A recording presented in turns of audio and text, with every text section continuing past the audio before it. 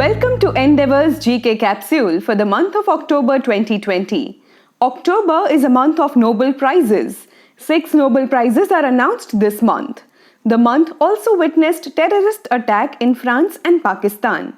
Let's look at these and other highlights of the month.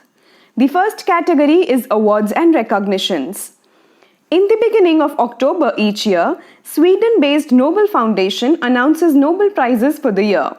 They are awarded in 6 different categories, which are physics, chemistry, medicine, literature, peace, and economics. Let's look at this year's winners. The Nobel Prize in Physics 2020 was awarded to Roger Penrose in one half and Reinhard Genzel and Andrea Ghez jointly in the other half. The 3 scientists have been awarded for their groundbreaking discoveries about the black holes. Roger Penrose is a British mathematical physicist at the University of Oxford, whereas Reinhard and Andrea are from the University of California. The Nobel Prize in Chemistry 2020 was awarded to Emmanuel Charpentier of France and Jennifer Doudna of the US for their invention of a revolutionary gene editing technique. The technique is known as the CRISPR-Cas9 DNA snipping scissors. Using these genetic scissors, researchers can change the DNA of animals, plants, and microorganisms with extremely high precision. The technology has a revolutionary impact on the life sciences. Born in France, Professor Charpentier currently works as the director of the Max Planck Institute in Berlin.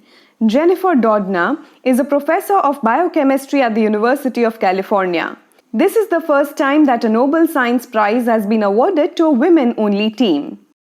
The Nobel Prize in Medicine 2020 was jointly awarded to Harvey J. Alter, Michael Houghton, Charles M. Rice for their discovery of hepatitis C virus. Harvey J. Alter and Charles M. Rice are American medical researchers working with National Institute of Health and Rockefeller University respectively. Michael Houghton is a British scientist currently working with University of Alberta, Canada. The Nobel Prize in Literature 2020 was awarded to the American poet Lewis Gluck.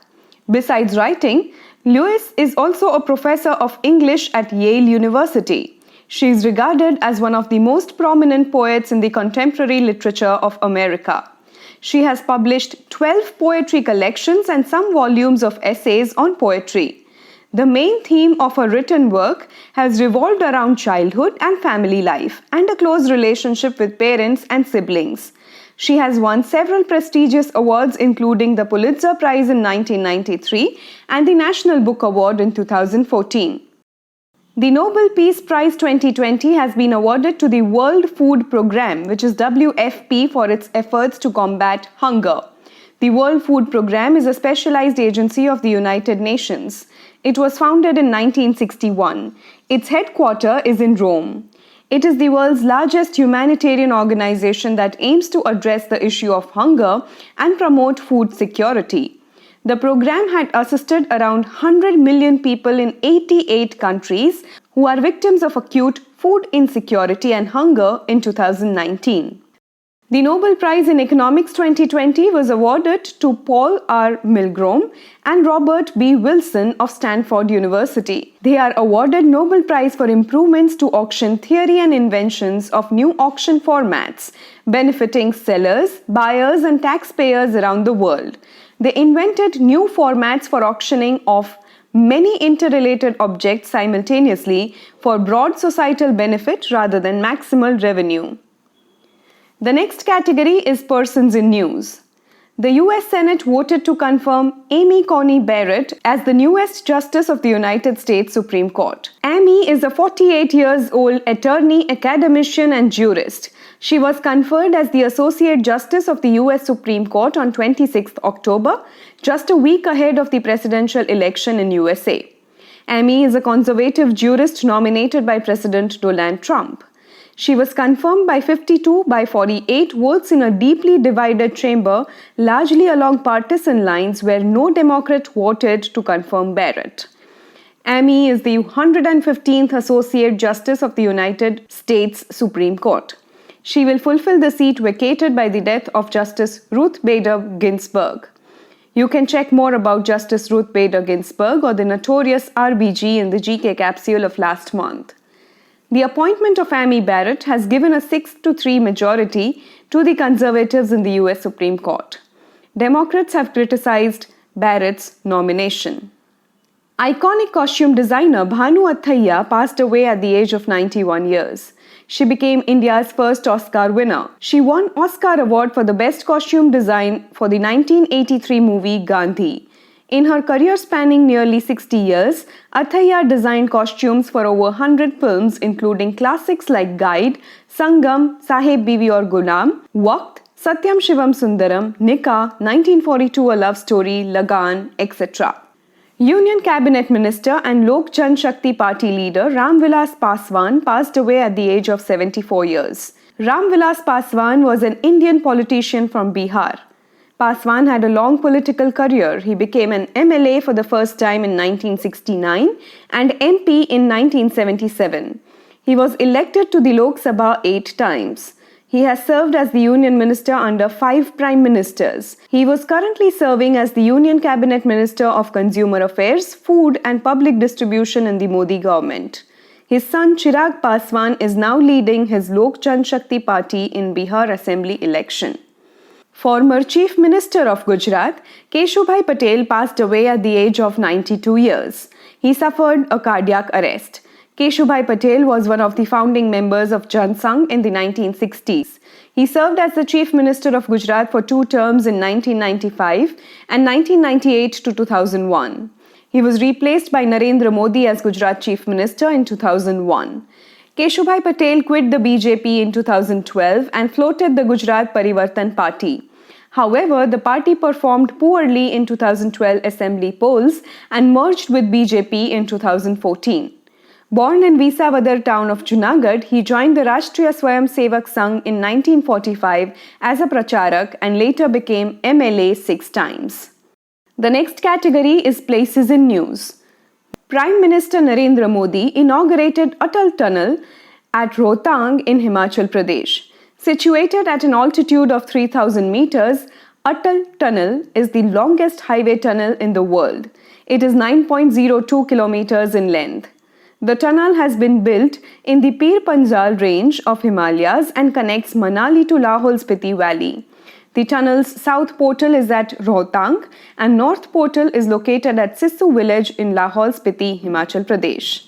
The Atal Tunnel will ensure movement in the area throughout the year.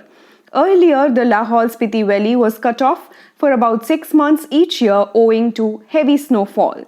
Besides providing year-round connectivity, the tunnel will also reduce the road distance between Manali and Leh by 46 kilometers and the time by about 4 to 5 hours. 8 beaches in India have been awarded the prestigious Blue Flag certification. The Blue Flag certification is a globally recognized eco-label accorded by the Denmark-based Foundation for Environment Education. The certification is based on 33 stringent criteria. The 8 Blue Flag beaches in India are Shivrajpur in Dwarka, Gujarat, Ghogla in Diu, Kasarkod and Padubidri, both in Karnataka, Kappad in Kerala, Rushikonda in Andhra Pradesh, Golden Beach or Puri Beach in Odisha, and Radhanagar in Andaman and Nicobar. Let us now look at major highlights in the category of national news. A 3-judge bench of the Supreme Court of India comprised of Justice S.K. Kaul, Justice Anirudh Bose and Justice Krishna Murari have ruled that there is a need to strike a balance between the right to protest and the right to free movement of people. The court ruled that democracy and dissent go hand in hand, but then demonstration expressing dissent have to be in designated places only. The court was hearing the appeal filed by Advocate Amit Sahni seeking to remove the anti-CAA protesters at Shaheen Bagh, alleging that the protesters were blocking the roads and affecting the right of free movement of the public. Shaheen Bagh protests mostly involved women who took to the road in opposition against the Citizenship Amendment Act, which is CAA, National Register of Citizens, which is NRC, and National Population Register, which is NPR. The protests, which started on December 15, 2019, went on for almost 4 months until the COVID-19 pandemic forced the protesters to vacate the area. Though the protesters had vacated the site in March with the COVID-19 outbreak, the court proceeded to hear the matter on the larger issue of balancing the right to protest with the people's right to free movement. The apex court observed that it is not disputing the right to protest, but it has to be balanced with people's right to free movement. It added, saying that for a long time the public road was blocked and people were denied movement on the road. The Supreme Court observed that the right to peaceful protest against legislation exists, but there is a need to strike a balance between the democratic right to protest and the need to spare people from the inconvenience caused by such blockades. The Supreme Court ruled that authorities should not permit Shaheen Bagh-type protests involving blocking of roads and public spaces, and said that demonstrations expressing dissent should be organized at designated places alone, without causing inconvenience to the public at large. The Union Cabinet has approved the adoption of the Jammu and Kashmir Panchayati Raj Act 1989, paving the way for local body elections in the Union Territory. The cabinet decision will enable the establishment of all 3 tiers of grassroots level democracy in J&K Union Territory for the first time since independence. The process for the same is expected to begin soon. While people across India enjoyed the right to elect local representatives, the same freedom was not exercised in Jammu and Kashmir till now. The adoption of the Jammu and Kashmir Panchayati Raj Act will, however, change that now. The Act was amended on 17 October 2020. The amendment paves way for the creation of district development councils. The district development councils, along with 2 other bodies, the Halka Panchayats and the block development councils, will complete the 3-tier structure in Jammu and Kashmir. Delhi government has allowed the city restaurants to stay open round the clock. The requirement of tourism license, health license and police license have also been abolished. Chief Minister Arvind Kejriwal said that the decision was taken for the economic revival of the hospitality industry. He also said that the permission to the restaurants to operate 24/7 subjects to the condition that they will take care of the health and security of the entire staff will help the industry in generating more employment and will set an example of the Delhi model of ease of doing business. Delhi has approximately 20,000 registered restaurants. Presently, the restaurants are allowed to open from 11 a.m. to 11 p.m. in Delhi.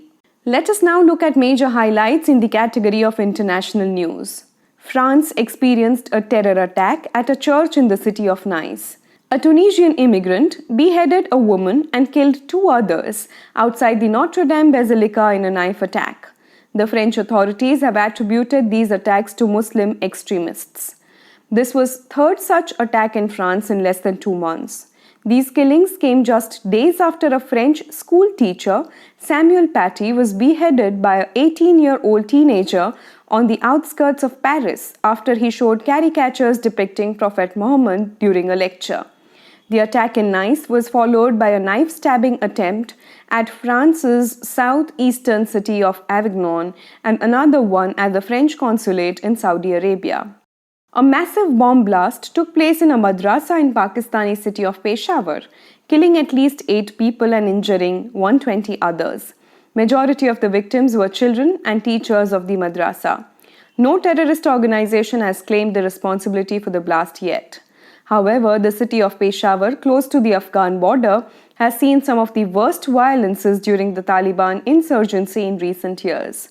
6 years ago, terrorists stormed Army Public School in Peshawar, killing over 150 children. Some analysts believe that the current militant activities may be a part of a plan not only to unseat Imran Khan, but also to influence the political process in Afghanistan at a time when American forces are set to withdraw from the region. In a significant deal, Israel and Sudan have agreed to normalize their ties. The deal was brokered by US President Donald Trump on 23 October.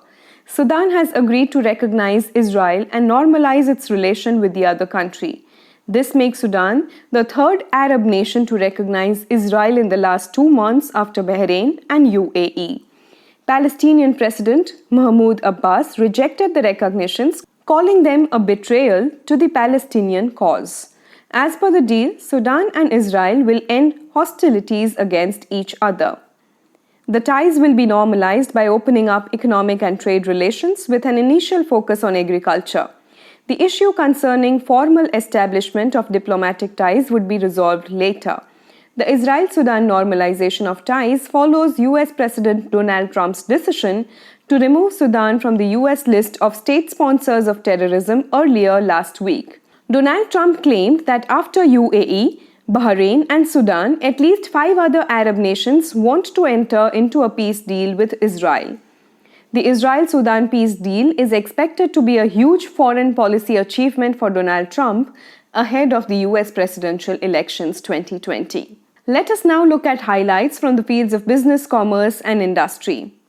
The newly constituted Monetary Policy Committee of RBI has announced the 4th monetary policy for financial year 2020-21 on 9th October. This was the first meeting of the new Monetary Policy Committee, which was formed after the appointment of 3 new members, Ashima Goyal, Jayant Verma and Shashank Pide. The Monetary Policy Committee had decided to keep the policy repo rates unchanged at 4% and reverse repo rate at 3.35%. The MPC also decided to maintain an accommodative monetary policy stance to revive growth on a durable basis and mitigate the impact of COVID-19, while ensuring that inflation remains within the target going forward. RBI Governor Shaktikanta Das also predicted India's real GDP to decline by 9.5% in the current fiscal, with a risk towards downward revision. In a major relief to the taxpayers, the Finance Ministry has extended the deadline for filing income tax returns for the financial year 2019-20 by a month till 31st December 2020. Earlier, the due date to file ITR was 30th November. This is the second time that the Finance Ministry had extended the deadlines of filing income tax returns for 2019-20. Earlier, due to COVID-19, the Union Government had in May 2020 extended the deadline from 31st July to 30th November. The government, in addition, has also extended the due date for the income tax payment for those who have a tax liability of less than Rs 1 lakh to 31st December, while for those who have a higher tax liability, no such relief has been provided. In the category of meetings, conferences, summits and reports, India and USA held the third round of India-US 2+2 ministerial dialogue on 27th October in Delhi. The meeting was attended by Defence Ministers Rajnath Singh and External Affairs Minister S. Jaishankar from India and Secretary of State Mike Pompeo and Secretary of Defence Mark Esper from USA. Both countries have signed a total of 5 agreements in 2+2 ministerial dialogue, including the significant Defence Pact BECA, or Basic Exchange and Cooperation Agreement.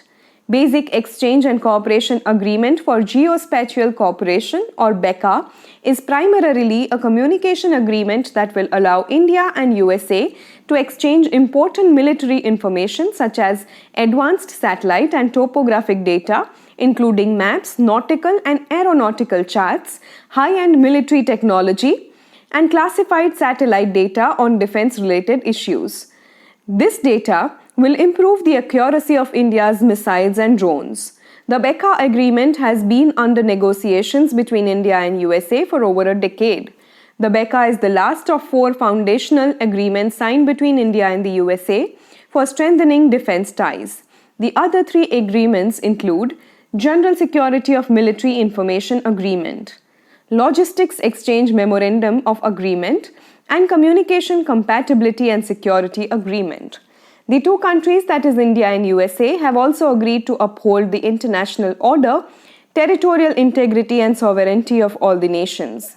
Indo-Pacific region was the particular focus of the talks, and both the nations reiterated to support a free and open Indo-Pacific for all, particularly amid the increasing aggression by China. The Global Hunger Index 2020 was published by Germany-based Welthunger Hilfe, an Irish NGO concerned worldwide. According to the index, India is ranked 94th among 107 countries in the Global Hunger Index 2020 and is in the serious hunger category. India features behind Nepal, Pakistan, and Bangladesh, among others. The report also shows that 14% of India's population is undernourished, and the country has recorded a 37.4% stunning rate among children under the age of 5 and a wasting rate of 17.3%. The under 5 mortality rate stood at 3.7%. The next category is science and technology. NASA has selected Nokia as a partner to build the first ever cellular network on Moon. NASA announced Nokia as partner in its Moon program that will deploy the first 4G communication system in space. Nokia's 4G network will provide wireless connectivity on the lunar surface for any activity that astronauts need to carry out. It will provide critical communication capabilities, which will support real-time navigation, remote control of lunar rovers, vital command and control functions, and high-definition video streaming. The communication applications are extremely important for a long-term human presence on the lunar surface, in line with NASA's plan to return humans to the moon under its Artemis program. The wireless broadband communication system is expected to be deployed on the lunar surface by late 2022, before the return of humans to the moon. NASA plans to get humans back on the moon by 2024 and build lunar settlements there to support future missions to other planets such as Mars. The technology will be developed by Nokia Bell Labs Pioneering Innovations. Nokia will build the first ever ultra-compact and low-powered end-to-end LTE solution. Nokia's lunar system will include an LTE base station, LTE user equipment, RF antennas, and high-reliability operations and maintenance control software. The network will be designed to survive through the extreme launch and lunar landing conditions, as well as to operate in space. The Defense Research and Development Organization, or DRDO, successfully test-fired many Indian missiles this month. These include BrahMos supersonic cruise missile, Rudram anti-radiation missile, Shaurya nuclear missile, and Nag anti-tank missile. Other than BrahMos, which is developed in collaboration with Russia, other missiles are indigenously developed by DRDO. The missile testing will give India an edge and necessary confidence boost against its rivals. The next category is sports. The last Grand Slam event of the year, the French Open Tennis Championship, was concluded on 11th October. Rafael Nadal defeated Novak Djokovic to win his 13th French Open men's single title. With this victory, Nadal is now equal to Roger Federer's all-time record of winning 20 Grand Slams titles. Iga Swiatek defeated Sofia Kenin in the finals to win her first women's singles Grand Slam title. Iga became the first player from Poland to win a Grand Slam singles title. This was the first time in French Open that both men and women champions won the tournament without dropping a single set. In the end, let us look at some other miscellaneous news items. Pakistan Telecommunication Authority (PTA) has lifted the ban on Chinese video app TikTok 10 days after the ban was imposed. The PTA had imposed a ban on the app on 9th October after receiving complaints over its indecent or immoral content. The ban was lifted after the app management promised to moderate the app content. The Chinese app makers assured Pakistan's telecom watchdog that it will control the immoral content by blocking the accounts involved in spread of obscenity and immorality. TikTok app is owned by China's ByteDance. The app has been the center of attention lately, as it has already been banned by Indian and US governments over the security concerns. 7 countries, including India and Japan, have to support a UK-led campaign against the end-to-end encryption of the social media messages by companies like Facebook.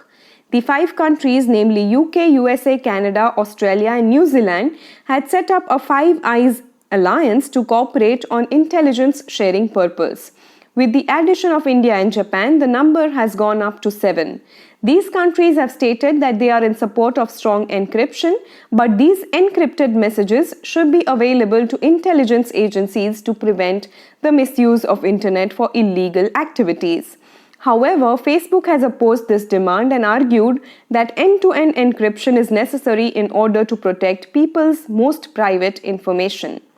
Hing cultivation started in India for the first time on 15th October.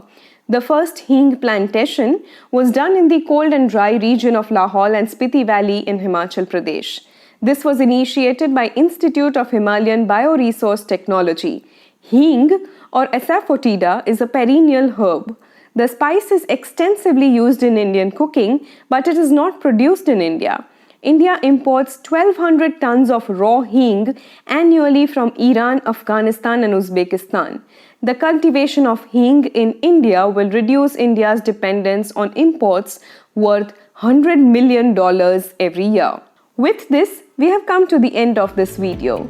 We hope you like the coverage of topics in our monthly GK capsules. Do also watch our other videos. Happy learning. Thank you.